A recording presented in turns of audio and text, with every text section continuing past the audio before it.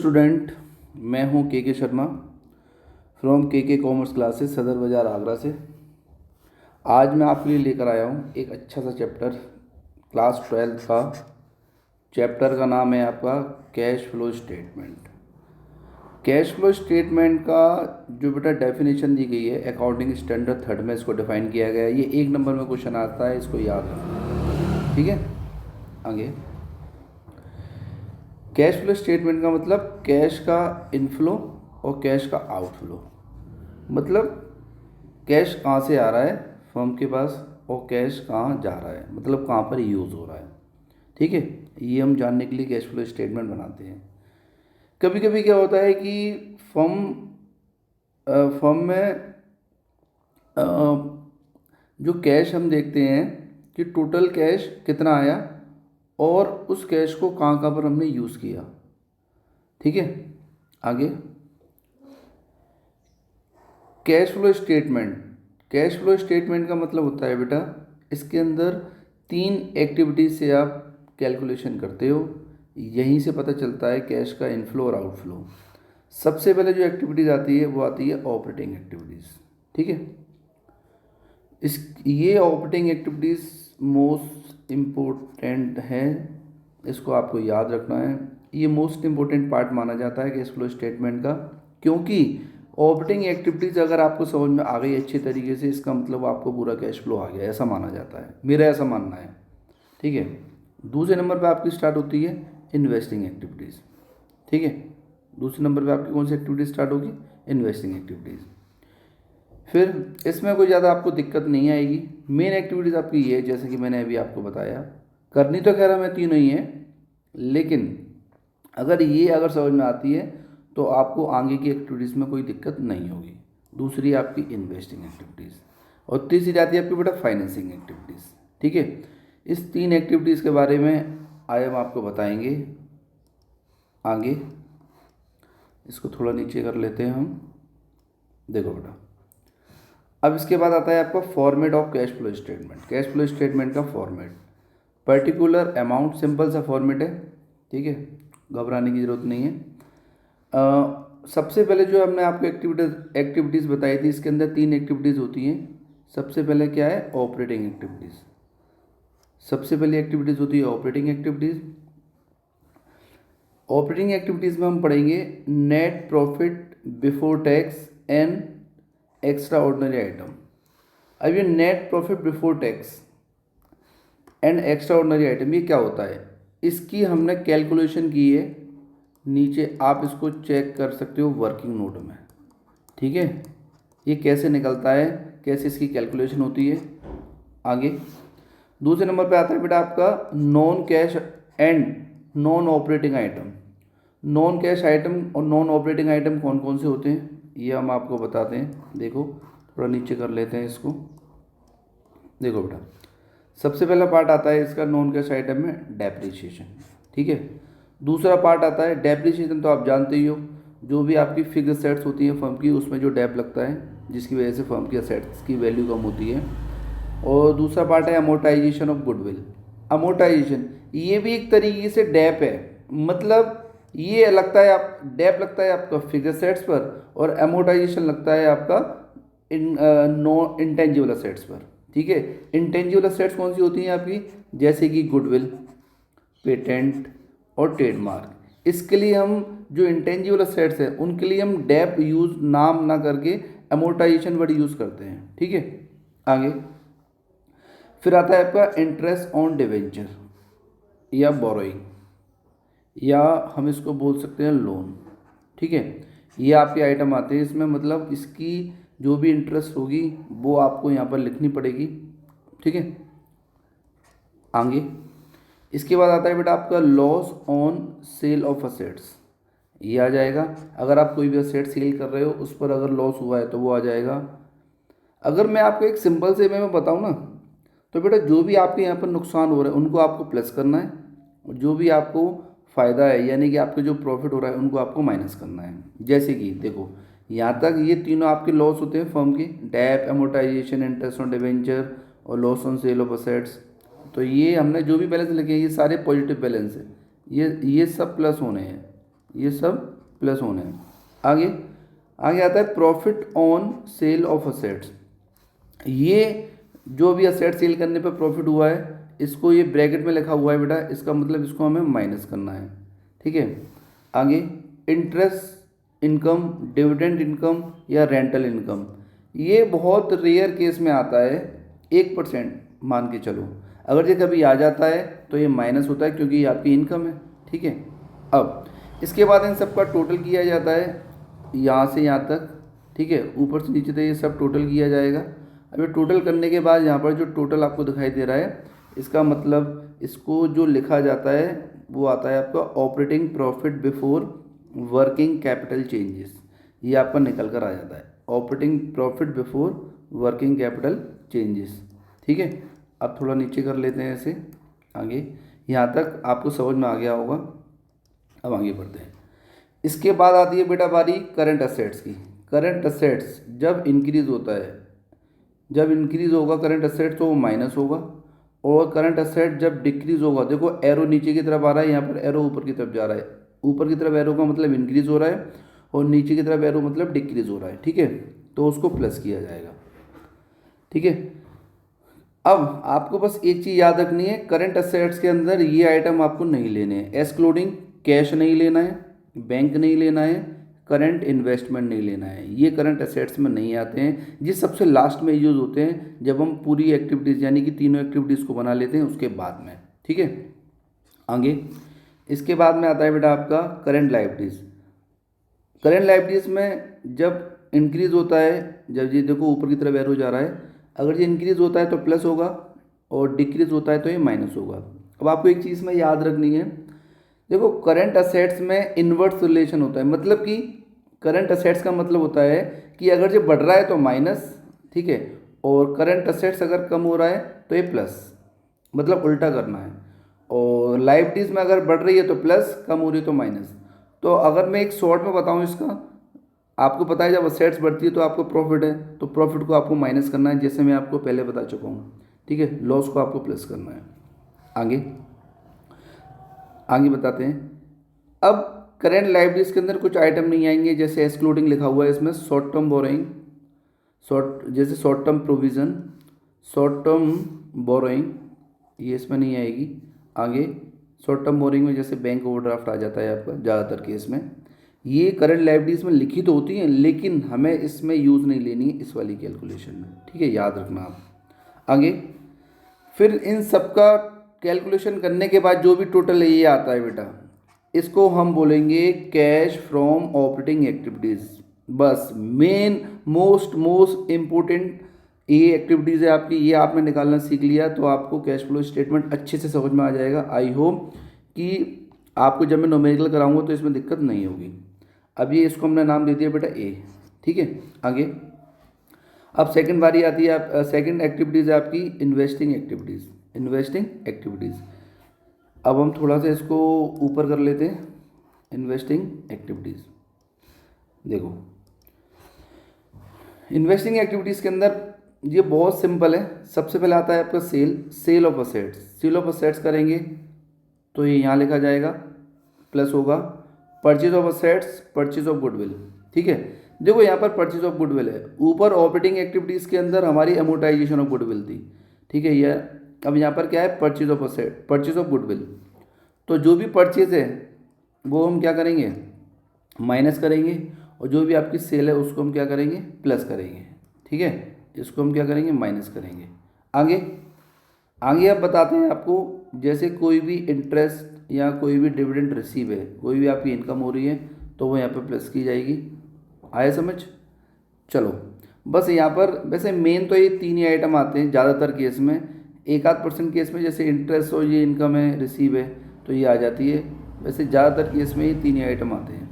आगे तो बेटा इन सब की कैलकुलेशन करने के बाद जो भी आपका आंसर आता है वो आपका आ जाएगा यहाँ पर कैश फ्रॉम इन्वेस्टिंग एक्टिविटीज़ के नाम से, जिसको हमने बी नाम दिया हुआ है। ऊपर जो ऑपरेटिंग एक्टिविटीज़ उसको जो उसका आंसर आया था कैश फ्रॉम ऑपरेटिंग एक्टिविटीज़, उसको ए बोला था हमने और इसको बी बोला है। ठीक है। ये ए बी नाम क्यों दिया है अभी हम आपको समझाएंगे। आई होप कि आपको यहाँ तक समझ में आ गया होगा। अब हम आपको आगे समझाते हैं। ठीक है बेटा। अच्छा एक चीज़ और मैं इसमें आपको बता दूं, अगर आपको मान के चलो आपका अगर ये आंसर है, ये अगर आंसर आपका यहाँ पर ये जो आंसर है आपका ये अगर नेगेटिव में आता है, ठीक है, तो नेगेटिव में आपको सबसे पहले क्या करना है, इसको ब्रैकेट में लिखना है और यहाँ पर जो लिखा हुआ है ना कैश वर्ड जो लिखा हुआ है कैश, ये कैश वर्ड को उठाकर हमें क्या करना है यूज़ लिखना है, ये आपको याद रखना है। ये वाला कैश हटाकर हमें क्या करना है यूज़ वर्ड लिखना है। ठीक है, अगर माइनस में आता है तो किसी भी एक्टिविटीज़ का, ये नहीं इन्वेस्टिंग का, किसी भी एक्टिविटीज़ का। अब आगे थोड़ा ऊपर कर लेते हैं इसे। हाँ बेटा, अब आती है आपकी बारी फाइनेंसिंग एक्टिविटीज़ की। फाइनेंसिंग एक्टिविटीज़ क्या होता है, इसके अंदर क्या आते हैं बेटा, शेयर कैपिटल वही सेम, ये लाइबिलिटीज़ है आपकी। शेयर कैपिटल में अगर आपकी शेयर कैपिटल इंक्रीज़ हो रही है तो उसको प्लस करेंगे, डिक्रीज़ हो रही है तो माइनस करेंगे। सर ये इंक्रीज़ और डिक्रीज़ क्या है, इंक्रीज़ और डिक्रीज़ का मतलब ये है बेटा कि अगर प्रीवियस ईयर से करंट ईयर की तरफ देखते हैं तो वहाँ पर इंक्रीज़ या डिक्रीज़ हमें पता चलता है कि पहले अमाउंट कम था या अब कम था। ठीक है, वही देखा जाता है। जैसे मान के चलो प्रीवियस ईयर आपका बैलेंस है 2,000 रुपये और करंट ईयर आपका बैलेंस है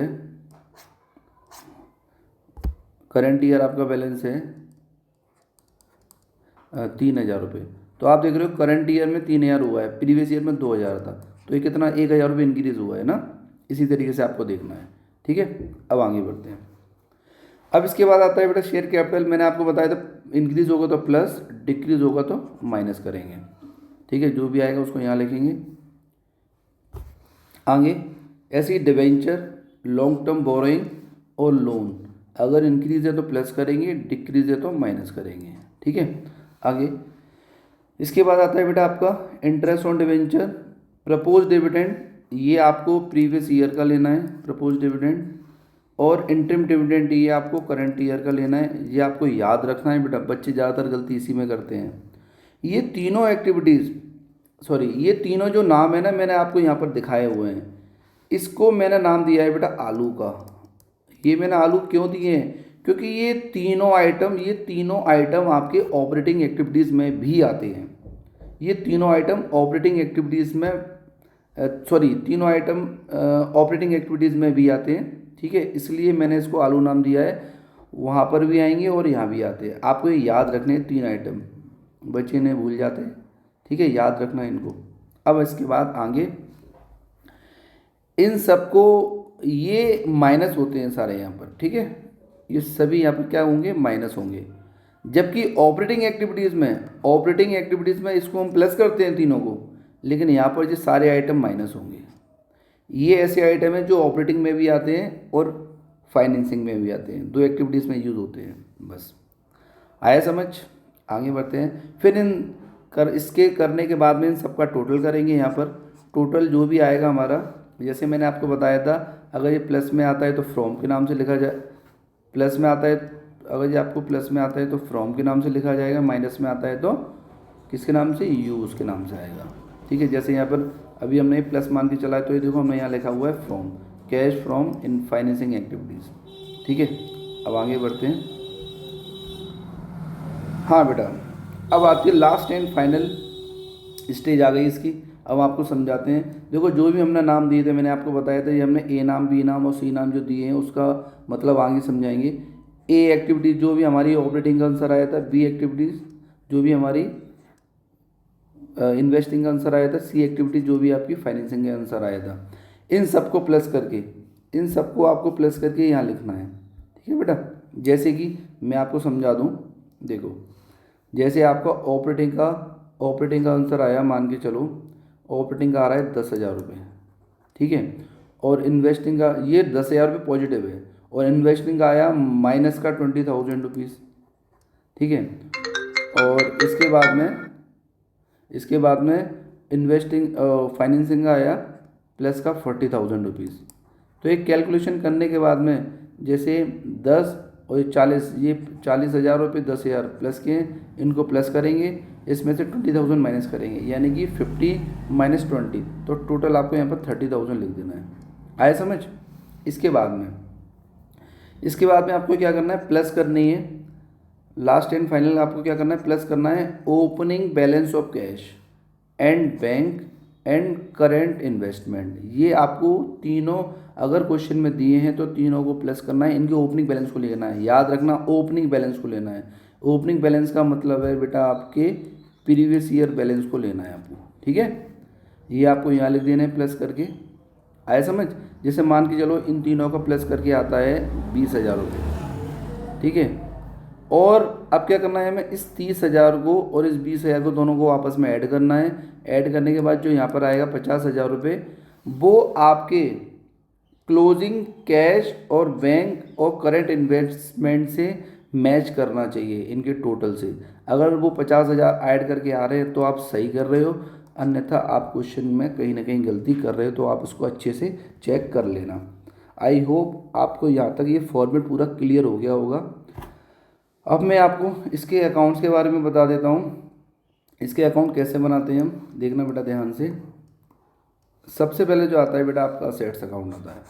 असेट्स अकाउंट में यहाँ लिखा जाता है ओपनिंग बैलेंस, बैलेंस बीडी के नाम से, क्लोजिंग सीडी के नाम से, ठीक है, ये लिखा हुआ है। असेट्स अकाउंट को ओपनिंग हमेशा डेबिट में आता है, क्लोजिंग हमेशा क्रेडिट में आता है। और डेबिट साइड में क्या आएगा, profit on sale of assets, जो भी आप असेट्स सेल कर रहे हो उसको सेल करने से जो प्रॉफिट हुआ है वो आएगा।